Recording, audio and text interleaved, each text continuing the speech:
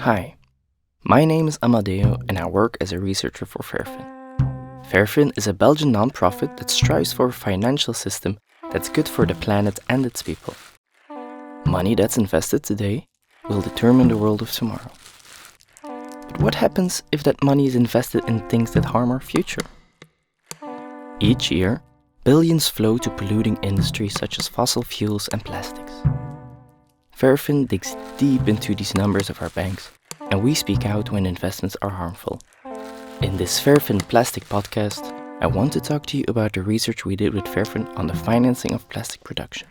Because in order to stop the plastic flood, we need to take a look at the companies that make plastic and the money making it all possible from our banks. You have a slow burn process where you're extracting fossil fuels to make things that end up in the trash and the carbon ends up in the atmosphere. This episode, I zoom in on the expansion of the plastics industry, and more in particular, in the port of Antwerp, right here in Belgium. Project One is a massive investment of INEOS that will have a huge climate and environmental impact, both on its doorstep and across the world. This plastics project is not built yet, and we hope that it will never be. Client Earth uses the law to fight this project, and Tatiana, a lawyer from Client Earth, will tell me all about it. Today we are joined by Tatiana, who's joining us from London, a lawyer at Client Earth. Hi Tatiana, very glad to have you here with us. Could you please perhaps introduce yourself to our listeners who might not know Client Earth yet? Hello, my name is Tatiana Lujan. I'm an environmental lawyer by training. I lead the plastics team at Client Earth. Client Earth is an environmental NGO, and we use the law to protect the planet and its people. We have offices in London, US, Beijing, Poland, Berlin, Madrid, Brussels, and we are trying to have a global reach, although historically our operations have been centered around Europe. Okay, so before we'll get into the lawsuit with INEOS and your work around Project One, let's first take a step back and talk about the petrochemical industry. In our previous episodes, we've talked about how plastic is more than just a waste management issue and how the petrochemical industry is an important and polluting part in the plastics value chain, because they're making all these plastics in the first place. So before we'll go deeper into INEOS, what makes the petrochemical industry so polluting? So when you think about the pollution created by petrochemical companies, you need to look at their value chain and at the stages at which pollution is created. So first, you need to look at what the feedstock they use for the production is. And their feedstock is more usually than not fossil fuels. So when you extract fossil fuels from the ground, be it gas or naphtha, that creates pollution to water, to soil, to air. You use lots of energy for that extraction, so there are carbon emissions associated with that extraction as well. Then you need to transport those fossil fuels. Then you look at the industrial processes of the petrochemical installations. So petrochemical installations, here I'm going to talk specifically about crackers. They break the fossil fuels into molecules that can be reassembled to make substances like plastic. So to break those fossil fuels, you need immense amounts of heat and pressure. And to have those heat and pressure, you need to use huge amounts of energy. From the petrochemical industry, I'm going to focus specifically on plastics. So on the first stage of plastics production, you create pellets, which are small balls of plastic the size of lentils. And they are so small and so hard to control that they leak to the environment in the industrial production facilities, so in the plants themselves, but also across the supply chain. So they escape from trucks, or ships that are transporting pellets can have accidents and then they leak to the environment. And those plastic pellets attract toxic chemicals that are in the environment, and they attach to the surface of the pellets. And many animals see those pellets and think that they are fish eggs. So animals like birds or other fish or invertebrates eat those pellets, and then all the pollutants that were attached to the surface of that pellet enter into the food chain. And then when you think even further in the life cycle of the petrochemical companies, those plastic pellets are used to make plastic products. And about 40% of the plastic products that are made with plastic are single use. So they end up either incinerated or in landfills or in the environment, and only a very small proportion of them is being recycled or reused. So you have a slow burn process where you're extracting fossil fuels to make things that end up in the trash and the carbon ends up in the atmosphere. So, what I'm hearing is that we'll be using lots of potential energy to make products that will end up as waste, as trash, in things that we won't need. And one of those big players making those plastics is INEOS, our topic of today. Well, INEOS only started as a company in 1998 in our port of Antwerp, but they have grown to one of the largest chemical companies on earth with a revenue of $60 billion a year and yearly emissions as large as the entire country of Belgium. Yet at the same time, if you would ask people in the streets of Antwerp if they ever heard of INEOS, I wonder if people really know those big petrochemical players. Could you perhaps introduce our listeners to INEOS? Well, yes, they are a petrochemical company. Um, they acquire lots of petrochemical sections of other companies. So they have acquired petrochemical business from, for example, BP. Um, so what they do is with fossil gas, they use it to make petrochemical products, but they also work further down the chain and have some plastic production installations, for example. The reason why people may not necessarily associate them with petrochemicals is that when you see INEOS in the news, you usually see them associated with something that is not really the core of what they do, like sports or hand sanitizer.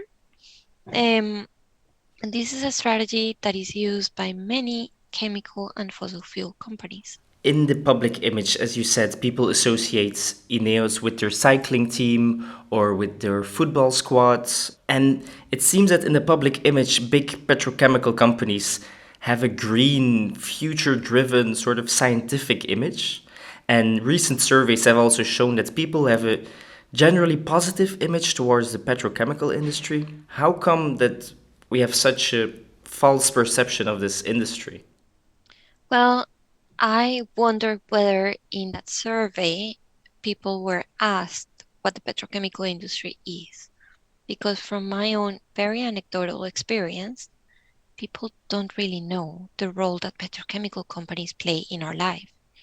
So people don't have a good perception of the plastics industry, don't have a good perception of single-use plastics. They don't have a good perception of climate change. They don't have good perception of the fossil fuel industry. So maybe if people understood better the role of the petrochemical industry at the intersection between fossil fuel extraction, single-use plastic production, and chemical pollution, then they would have a different image. So, with Antwerp as Europe's largest petrochemical cluster, Belgium is the world's number one regarding plastics production per capita. In 2019, INEOS decided to expand this even further by unveiling their plans for their €3 billion Project One in the port of Antwerp. This massive project has been called the largest petrochemical investment in Europe for a generation by INEOS. We know it as a plastic factory, but they call it an ethane cracker. You've gone a bit into the processes of the petrochemicals and a cracker, but what does it mean and what will they be producing in Project One? It is going to be an ethane cracker, but we need to understand the role of ethane crackers in plastic production. So what they're going to do is they're going to import fracked gas, ethane, from the US. And in that cracker, they're going to use, as I mentioned, huge amounts of heat and pressure to break down that ethane and make ethylene. ethylene is a substance that is mainly used for plastic production. So that is the connection. Also, this plant is going to be connected via pipes to plastic production plants. So it is going to enhance the plastic production that is already happening in the port of Antwerp. And when you're saying it's the building block of plastics, what kind of plastics are we talking about? So there are many kinds of plastic that can be made with ethylene. It is one of the most common bases for plastic, but a huge proportion of the plastic is going to be single-use plastics. And when discussing the energy use of Project One, we did some calculations at FairFin. And when you calculate all of the energy, which is in those ethane gases that they use for their plastics, you get the same amount of energy as a third of the entire electricity consumption of Belgium. So this one single plant will use as much energy as a third of the entire country of Belgium.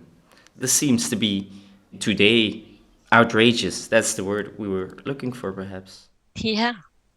Um, isn't it insane that at a moment where we're facing all this global uncertainty about how we're going to source our energy, and when we know that we need to reduce our energy consumption, when we know we need to use more renewable sources of energy, we are dedicating so much energy to an industrial plant that is going to make substances that are already oversupplied in the market, and that those substances are mainly used to make single-use plastics that we don't need.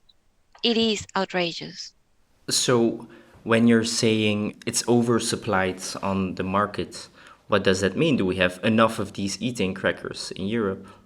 Let's not look at Europe because the petrochemical industry is not Europe specific. The petrochemical industry is global, and so is the plastic industry, and so is the fossil industry.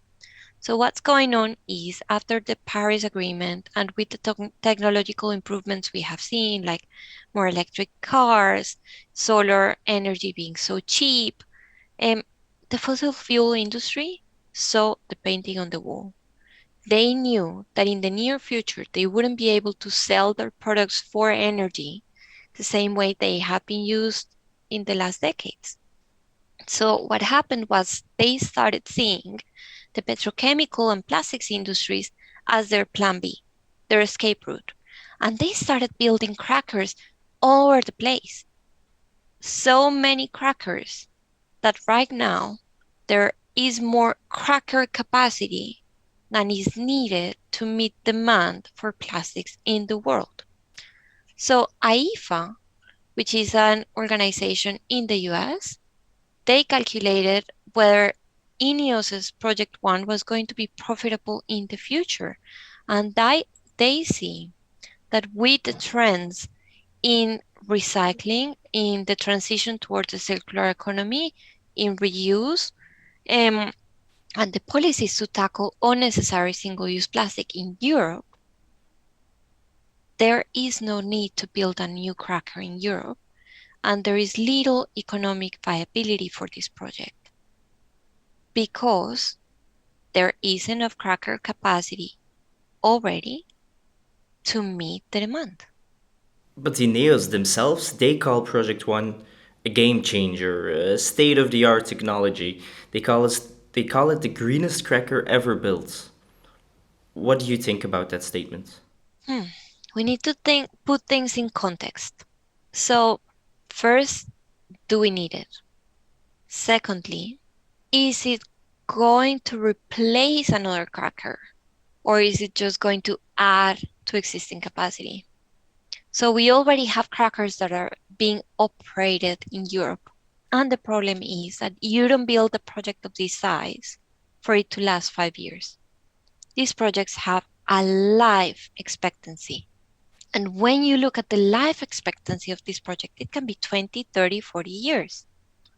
So you lock in all the pollution, all the greenhouse gas emissions, all the single-use plastic capacity by building this project. So is it green? I don't think so. It seems that Project One, with a life expectancy of 40 years, is a massive economic risk. With all the stricter regulation on plastic that's underway, with the sentiment of the people changing on the topic of plastic, with the demand for plastic in Europe already peaked and oversupplied, do you think Project One will be profitable if it gets built? It is a gamble. It is a huge gamble. Um, AIFA said that the cumulative impact of low GDP growth, the strong competition from oversupplied international markets, weak European margins, increased recycling, the implementation and transition to the circular economy makes this a really risky project because there is already oversupply. So there is a very high likelihood of decreasing domestic demand, rising competition, lowering margins. I wouldn't invest in Project One. Yet plenty of Belgian banks have. And we know that the Flemish Investment Authority will be providing a guarantee of 500 million euros for Project One. How do you feel about Flemish tax money being used to guarantee the profits of the investors in Project One? I don't live in Flanders. I wonder how Flemish people feel about their money being used to back up a private company and a polluting company at that. Do you live in Flanders, Amadeo? In Brussels, yeah. To me, it feels like if Project One will be profitable, the banks will get a return on investment. And if it's not, then the taxpayers get the short end of the stick It seems like it's gambling with people's money, no? for something that we don't need, as we've already heard in this episode. So, knowing that we'll have to drastically reduce our emissions to keep global warming under 1 degree and a half, how do you think Project One could fit within the idea of industry of the future? I don't think it does. Petrochemicals are the largest driver of fossil fuel demand growth in the future. And the emissions associated with petrochemical production can take between 10 and 13% of our carbon budget by 2050. There are so many things that we need that carbon budget for, like actually living, powering hospitals, powering schools, growing food, and we're using it to make chemicals to make plastic. Just doesn't make sense. 10 to 13% is too much. I don't see a world in which we can meet our climate targets and continue expanding the petrochemical and plastics industry. So, let's talk about a world where we could reach those climate goals and a world where we could take action against Project One. Now, Client Earth, FairFin, and a coalition of other NGOs are at the moment in a lawsuit against the environmental permits of Project One. Could you tell us how that exactly works and where we are now? Yeah, so the permit is an administrative decision by authorities in Belgium. The first administrative decision is taken at local level in Antwerp. They gave INEOS the permit on the basis of the environmental impact assessment that INEOS did of what the effects of the project would be on the environment. Our coalition, which includes Client Earth and FairFin, does not agree that INEOS's study really assesses the impacts of the project the way they should be assessed. We don't believe that they have fully described the climate impacts of the project, the air pollution impacts of the project, the impacts of the project on biodiversity and the protected areas nearby. We don't think the use of water in the project is being described as well as it should. There are many factors.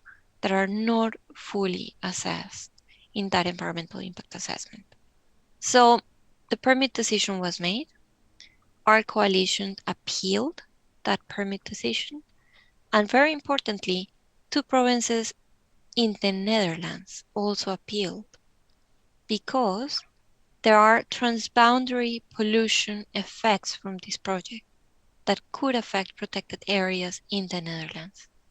So the whole region around the port of Antwerp has a very serious nitrogen pollution problem.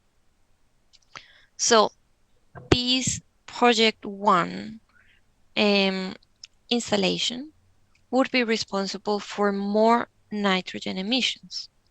So nitrogen coming out of the plant would combine with other substances in the atmosphere. That is very likely to enter people's lungs and cause disease. And also, when that nitrogen goes down to land again, goes down to the water again, it can have chemical reactions that are bad for biodiversity.